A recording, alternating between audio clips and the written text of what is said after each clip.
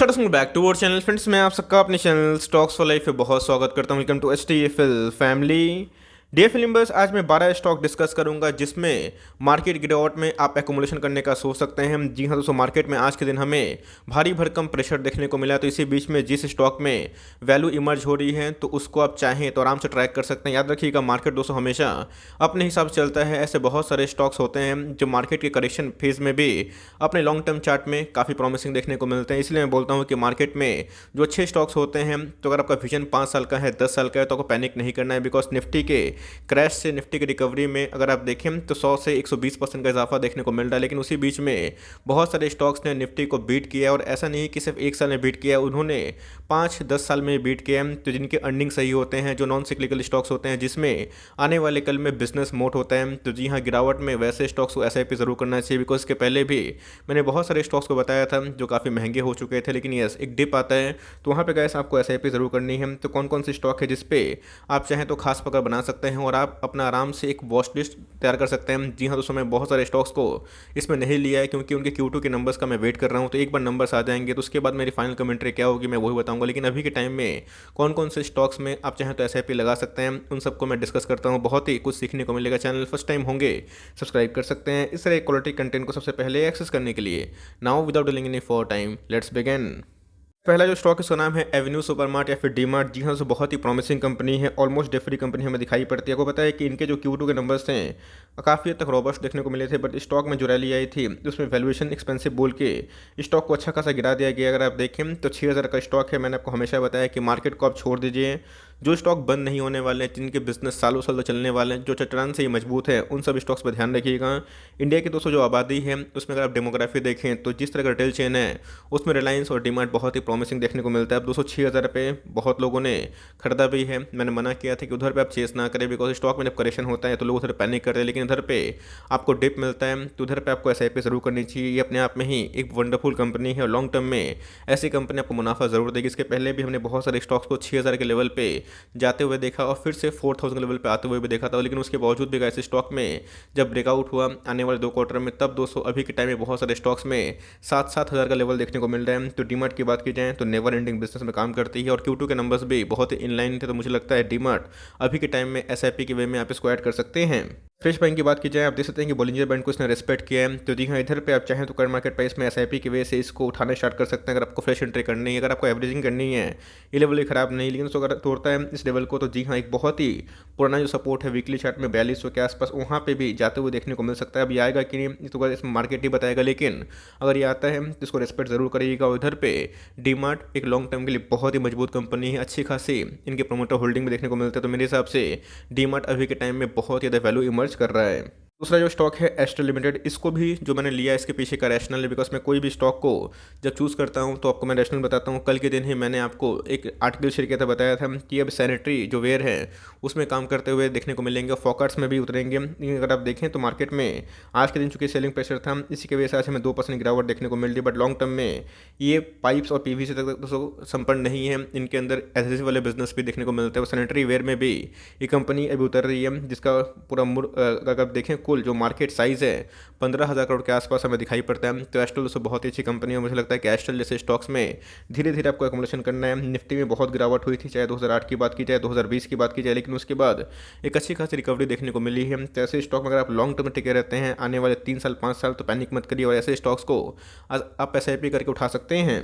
देख सकते हैं कि इधर पे इसने ब्रेकआउट दे ही दिया था, लेकिन उसके बाद हमें एक रिवर्सल देखने को मिल रहा है। तो जी हाँ, अगर सेलिंग प्रेशर ज़्यादा आता है तो ये अपने जो पुराने सपोर्ट हैं 2100 का लेवल और 2050 का लेवल, ये इसको आने वाले कल में अचीव भी कर सकता है। तो इधर पे दोस्तों मुझे बहुत ही अच्छा मार्जिन दिखाई पड़ रहा है और बिलो 2000 का भी जाता है तो उधर पे हमें अच्छा खासा MOS का लेवल भी देखने को मिलेगा। बट मुझे लगता है एस्ट्रल एक फंडामेंटली बहुत ही अच्छी कंपनी है और जिस हिसाब से इनका बिजनेस एक्सपेंशन है तो लॉन्ग टर्म में ऐसी कंपनी रिवॉर्ड कर सकती है। आपके पास प्रिंस पाइप हो, एस्ट्रल हो, फिनोलेक्स हो, सबको होल्ड करे। बिकॉज आने वाले कल में पाइप इंडस्ट्री एक अच्छा खासा बूम कर सकते हैं। तो मेरे हिसाब से गाइस एस्ट्रल पॉलिटेक्निक में आप चाहें तो उस पर नज़र बना के रख सकते हैं। उसके बाद बात की जाए देश की नंबर 1 कंपनी, इसका नाम है TCS। जी हाँ दोस्तों, इसके पहले अगर आपने देखा होगा तो 4000 के लेवल पे ये जाने की कोशिश कर रहा था और उसके बाद बहुत लोगों ने बोला था कि सर एंट्री कहाँ पे ले। अब जब एंट्री करने का मौका है तो लोग पीछे हट रहे हैं। तो जी हाँ, कभी IT में प्रॉफिट बुकिंग अगर होती है तो ये भी शिकार हो सकता है। बट मेरे हिसाब से ये सब लॉन्ग टर्म में एक मल्टीबैगर था है और आने वाले कल में भी रहेगा। बिकॉज इनके अगर आप सेल्स देखें, प्रॉफिट देखें तो कल बिलियंस में हमें देखने को मिलता है। तो मेरे हिसाब से टीसीएस की बात की जाए, डीमार्ट की बात की जाए,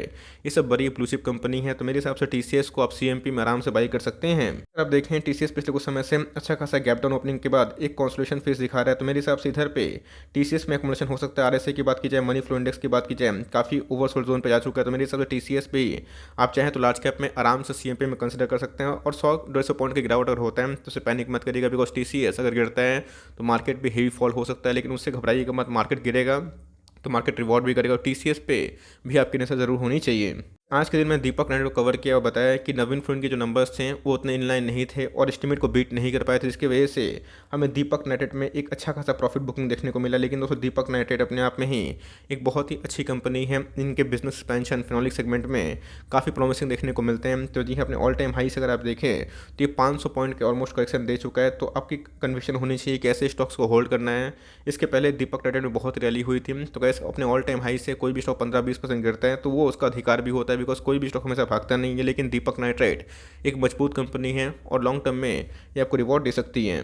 दीपक नाइट में चाहें तो आप अभी के टाइम में थोड़ा सा अवॉइड कर सकते हैं। अगर आपको पैनिक हो रहा है, अगर आप चाहते हैं तो सीएमपी में ले सकते हैं, बिकॉज मुझे उतना फॉल की उम्मीद नहीं हो रही है। अगर इनके Q2 के नंबर सही आते हैं तो उतना फॉल नहीं होगा। अगर नहीं आते हैं तो आने वाले कल में ये 2350 के आसपास भी जा सकता है। तो अगर आपको इधर पे स्केप्टिक लेवल लग रहा है तो आप 2350 का वेट कर सकते हैं। ये उनके लिए मैं बोल रहा हूँ जिनको थोड़ा सा वेट एंड वॉच करना पसंद है और उसके नीचे मिलते हैं तो एकदम दबोचना है। बिकॉज दीपक नाइट्राइट अपने आप में ही केमिकल की बहुत ही ज़्यादा एक्सपोनेंशियल ग्रोथ करने वाली कंपनी है और पिछले कुछ क्वार्टर से इसने कंसिस्टेंट वे से अपने ईपीएस को बीट भी किया है। तो मेरे हिसाब से दीपक नाइट्राइट को होल्ड करते हैं तो कंटिन्यू कर। इसके पहले भी ये ब्रेकआउट के वर्ष पे था और केमिकल स्टॉक्स में प्रेशर की वजह से दीपक नाइट्राइट फॉल हुआ। लेकिन लॉन्ग टर्म में ये कंपनी बहुत ही प्रॉमिसिंग है। अपना इक्का दुक्का स्टॉक लेके एसआईपी करते रहे और लॉन्ग टर्म तक ऐसे स्टॉक्स को एक्युमुलेशन करते रहें। जिस हिसाब से जुबिलेंट फूडवर्क्स है उसी हिसाब से वरुण बेवरेज भी है। एक तो मोनोपोली कंपनी और उसके बाद एफआईएस का अच्छा खासा स्टेक देखने को मिल रहा है। आज के कारोबार की बात की जाए तो हमें 6% के आसपास गिरावट देखने को मिली थी, क्योंकि आपने देखा कि जुबिलेंट फूडवर्क्स में भी एक अच्छी खासी गिरावट हमें देखने को मिली इन स्पाइट ऑफ द अच्छे Q2 के नंबर्स। तो मेरे हिसाब से जुबिलेंट फूडवर्क्स हो गए, वीबीएल हो गए, ये सब एक मोनोपोली तो एंजॉय करते ही हैं, लेकिन इंडिया का डेमोग्राफी में सेट होते हैं। तो मेरे हिसाब से कोला बेवरेज का भी खत्म नहीं होंगे और वरुण बेवरेज अभी के टाइम में आपको बहुत अच्छा घुसने का मौका दे रहा है। तो देख सकते हैं कि इसने बॉलिंजर बैंड को क्रॉस कर दिया है वन डे के चार्ट में। तो जी हाँ, फर्दर गिरावट होती है तो आने वाले कल में ये 830 से लेकर 820 तक भी जा सकता है। तो आपको इसके लिए तैयार होना चाहिए अगर आप इसको फर्दर एक फॉल का उम्मीद कर रहे हैं। अगर दोस्तों मार्केट स्टेबल रहता है तो ये आने वाले कल में और ही भाग सकता है। तो अगर ये तोड़ता है 850 का लेवल तो हमें ये लेवल देखने को मिल सकता है। इस लेवल पर अगर आता है तो वीवीएल में दोस्तों एफएमसीजी सेक्टर में अगर आपको निवेश करना है तो आराम से एक्युमुलेशन कर सकते हैं, बिकॉज ये भी फंडामेंटली बहुत ही मजबूत कंपनी है। उसके बाद बात की जाए सदियों का बड़ा मल्टीबैगर बजाज फाइनेंस लिमिटेड, आज के कारोबार की बात की जाए तो आप देख सकते हैं कि फ्लैट ट्रेडिंग देखने को मिल रहा था। लेकिन अगर आपने देखा होगा, नोटिस किया होगा, 7575 के आसपास इसने आज के दिन बॉटम लगाया था। उसके बाद हमें एक हाई देखने को मिला था। तो अगर आप देखें तो ये 8,000 का स्टॉक है और इसमें मैं बहुत मेजर करेक्शन का भी उम्मीद नहीं करता हूँ, बिकॉज कभी भी इन सभी स्टॉक्स में गिरावट होती है तो इधर पे वैल्यू बाइंग हो जाती है। तो इधर पे अगर आपको 400-500 रुपये का डिस्काउंट मिलता है तो मुझे लगता है घुसने का एक अच्छा खासा मौका बन सकता है। बजाज फाइनेंस का जो हिस्ट्री है अगर आप उससे कंपेयर करें तो ये बार बार गिरता नहीं। अगर आप देखें तो ये साइड वेज पैटर्न देखने को मिल रहा है और निफ्टी गिरता है भागता है, उससे इसको कोई परवाह नहीं होता। लॉन्ग टर्म में एक भागने वाला स्टॉक है। तो मेरे हिसाब से कैसे आने वाले कल में बुढ़ापे की लाठी हो सकता है, इसलिए मैंने कंबाइन करके कुछ लार्ज कैप कुछ मिड कैप को कवर किया। तो मेरे हिसाब से आपको चाहते हैं तो टीसीएस के बाद डीमार्ट के बाद बजाज फाइनेंस में भी कंसिडर कर सकते हैं। अपने आप में बहुत ही अच्छा स्टॉक है और गिरता है और तो आराम से इधर पे एसआईपी करना ना चुके हैं। फ्रूट मोबाइल की बात की जाए, जी हाँ दोस्तों, इसमें मैंने एप्पल को नहीं लिया। उसका रीज़न क्या है, बिकॉज मैं Q2 का नंबर्स का वेट कर रहा हूँ। बट मैंने इनका Q2 का नंबर्स देखा था। नंबर्स की बात की जाए तो काफ़ी प्रॉमिसिंग देखने को मिल रही थी, लेकिन उसके बावजूद भी हमें एक गिरावट देखने को मिली। तो जी हाँ, इसके पहले भी इसमें काफ़ी रैली देखने को मिली थी, लेकिन इसमें एक फंड रेस को लेके अपडेट आ रही है। साथ ही साथ दोस्तों हमें ये भी देखने को मिला कि कंपनी इंडिया के बाहर भी अपने एक्सपेंशन पर काफ़ी ध्यान दे रही है। तो कंपनी ने आईपीओ के बाद अच्छे खासे पैसे बना के दिए। तो करेक्शन एक ड्यू था तो होते हुए देखने को मिलेगा। बट अगर आपको इमर्जिंग कंपनी में कोई तरह का नए टेक वाले बिजनेस में निवेश करना है, जो ईएसएमएस ई वॉइस इन सब में काम करें, तो मेरे हिसाब से कैसे बहुत ही प्रॉमिसिंग कंपनी और आप सीएमपी में इसको उठाना स्टार्ट कर सकते हैं। मेरे हिसाब से बॉलिंजर बैंड के मीडियम पीरियड करता हुआ दिखाई पड़ रहा है, तो इधर पे घुसने का एक अच्छा मौका हो सकता है। लेकिन मेक श्योर दोस्तों कभी भी अगर इस लेवल को तोड़ता है तो आने वाले कल में एक जो पुराना सपोर्ट है 1950 से लेकर 1850 इसको भी क्लेम कर सकता है। तो मेरे हिसाब से जो उनके नंबर्स हैं उस हिसाब से 1850 नहीं जाना चाहिए, ऐसा मुझे पर्सनली फील होता है। लेकिन जाता भी है, क्योंकि स्टॉक मार्केट है, कोई दाव के संग बोल नहीं सकता। तो उधर पे आपकी एक्युमुलेशन बढ़ जानी चाहिए। आपके पास ऑलरेडी अगर रूट मोबाइल है तो कंटिन्यू करें, ये भी फंडामेंटली बहुत ही प्रॉमिसिंग कंपनी है और लॉन्ग टर्म में ऐसी कंपनी आपको रिवॉर्ड दे सकती है। उसके बाद बात की जाए एचडीएफसी बैंक, तो जी हाँ दोस्तों, आज बैंक निफ्टी की बात की जाए थोड़ी सी हमें मजबूती देखने को मिली थी। बिकॉज निफ्टी और बैंक निफ्टी की बात की जाए तभी भी बैंक निफ्टी में एक अच्छी खासी रैली हमें ड्यू देखने को मिलती है, जिसकी वजह से आईसीआईसी बैंक ने भी अच्छा खासा छलांग लगाने की कोशिश की थी। तो मेरे हिसाब से गैस एक बहुत बड़ी रैली पेंडिंग है जो इसको 1900 से लेकर 2000 के लेवल पे जा सकता है। तो बहुत ही डिफेंसिव स्टॉक है, आपने देखा होगा कि चार्ट पैटर्न बहुत ही कम गिरते हैं। तो लॉन्ग टर्म में गैस अभी मुझे लगता है कि इधर पे इस साल में भी 15 से 20% कमाने का मौका हो सकता है। तो अगर आप तलाश कर रहे हैं एक अच्छा खासा मौका का, तो आप लार्ज कैप में एचडीएफसी बैंक को भी आराम से कंसिडर कर सकते हैं। एचडीएफसी बैंक की बात की जाए तो जी हाँ दोस्तों, रिटेल जो इनके लोन बुक देखने को मिल रहे हैं और जिस एक्रेशन से रिटेल में काम कर रहे हैं, तो बहुत ही मजबूती से इनकी दावेदारी पेश हुई थी। नंबर्स की बात की जाए तो मैं ठीक ठाक देखने को मिले थे। तो अगर गिरता है आने वाले कल में 1650 मिलता है तो मस्ट बाई वाली कंपनी है, सीएमपी में बाई कर सकते हैं, कोई दिक्कत वाली बात नहीं है। गिरता है तो इन सब स्टॉक्स में आज नहीं तो कल वैल्यू बाइंग हो जाएगी और फिर से आपका प्राइस आ जाएगा। तो लॉन्ग टर्म में ये सब बैंक नहीं है, वेल्थ क्रिएटर है और ये सब बहुत ही डिफेंसिव कैटेगरी का स्टॉक है। तो कभी भी गिरता है बाजार, आप चाहें तो एचडीएफसी बैंक को भी आराम से कंसिडर कर सकते हैं। अगर आपको हेल्थ केयर में कोई भी टेस्टिंग वाली कंपनी में अगर आपको निवेश करना है, डॉक्टर लाल पैथलैब को आप आराम से चूज कर सकते हैं। 4200 का स्टॉक है, अभी 200 आपको मिल रहा है कितने पे, आपको मिल रहा है 3500 के आसपास। अगर प्रॉमिसिंग देखें, चार्ट पैटर्न बहुत ही प्रॉमिसिंग है और कंपनी एक डेट फ्री कंपनी है। कोरोना वायरस की वजह से इनकी सेल्स काफ़ी बढ़े थे, बिकॉज बहुत लोग टेस्ट करवा रहे थे, जिसकी वजह से मार्केट को अनुमान भी था कि इनके नंबर्स बहुत ही स्टेलर रहेंगे और नंबर्स के आने के बाद हमें एक विस्फोट भी देखने को मिला। लेकिन उसके बाद जो करेक्शन का फेज होता है वही देखने को मिल रहा है, लेकिन गिरता भी है। तो आपके लिए एक मौका होगा। तो अगर आपको हेल्थ केयर में निवेश करना है जो टेस्टिंग वाली कंपनी में काम करें, इसको आप और थायरो के कंसिडर कर सकते हैं। बट मुझे लगता है डॉक्टर लाल पैथलैब एक बहुत ही ब्रांड रिकॉग्नाइज कंपनी है और इसमें डाउनसाइड बहुत ही लिमिटेड है।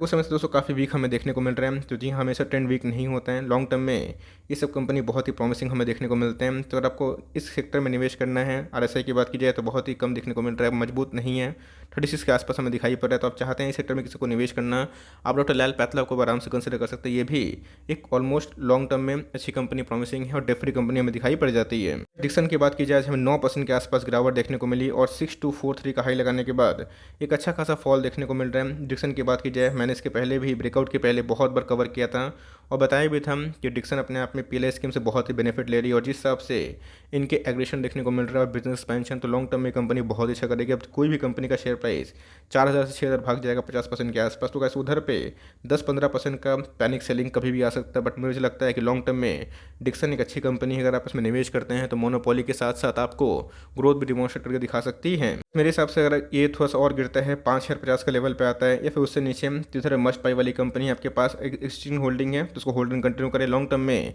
ये कंपनी बहुत ही मजबूत बन के उमड़ सकती है। बात की जाए जुबिलेंट फूडवर्क्स की, तो जी हाँ, इन्होंने स्ट्रीट टेस्ट को बीट किया, लेकिन उसके बावजूद भी मार्केट को इनके नंबर्स उतने शायद प्रॉमिसिंग नहीं लगे और बात की जाए मार्केट आवर्स में ही इनके हमें नंबर्स देखने को मिले थे। उसके बाद हमें 8-9% के आसपास गिरावट देखने को मिली। तो मेरे हिसाब से गए जुबिलेंट फूडवर्क्स अगर और भी गिरता है, आने वाले कल में 3650 के लेवल को अगर टेस्ट करता है, तो आने वाले कल में इसमें एक बहुत अच्छा वैल्यू बाइंग होगी। और ये सब नेवर एंडिंग बिजनेस में काम करते, चाहे वरुण बेवरेज की बात की जाए, जुबिलेंट फूडवर्क्स की बात की जाए, तो मार्केट में आज जो सेलिंग प्रेशर था उसकी वजह से गए आज के दिन हमें एक अच्छा खासा प्रेशर देखने को मिल रहा है। इस बात की जाए ईटी का जो आर्टिकल था उसके अगेंस्ट में अगर आप देखें तो इन्होंने एस्टिमेट को बीट कर दिया, बट बहुत ऐसे लोग हैं जो सोच रहे हैं कि एस्टिमेट को बीट नहीं हुआ है, अभी भी 9% का और भी अपसाइड बाकी था। तो मेरे हिसाब से गैस मार्केट को हमेशा बीट कर पाना उनकी उम्मीद को ये पॉसिबल नहीं होता है। इसके पहले भी आपने देखा कि बहुत सारे स्टॉक्स में Q1 के नंबर उतने एस्टिमेट्स अच्छे नहीं थे, लेकिन उसके बावजूद भी शेयर भागा। अब Q2 के नंबर्स के बाद क्या हो रहा है, प्रॉफिट बुकिंग देखने को मिलती है, लेकिन ये सब सारे 1-2 क्वार्टर में रिकवर होते हुए देखने को मिलेंगे। तो मेरे हिसाब से अगर आपका लॉन्ग टर्म विजन है तो इन सब स्टॉक को SIP करें और धीरे धीरे SIP की वजह से ऐसे उठाते रहें, बिकॉज जब तक भारत का बाजार है ये सब स्टॉक दोस्तों कभी खत्म नहीं होने वाले।